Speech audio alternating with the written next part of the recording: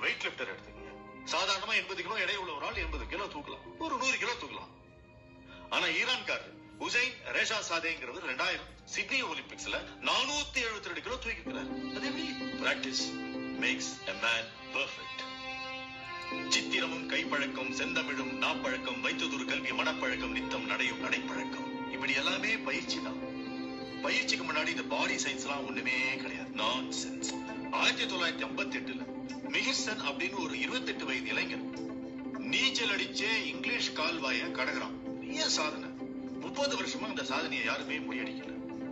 13 வயசுல ஒரு சின்ன பையன் அந்த சாதனையை முறியடிச்சு கின்னஸ் ரெக்கார்ட் பண்றான். அவன் யார் தெரியுமா? நம்ம குற்றாலீஸ்வரன்.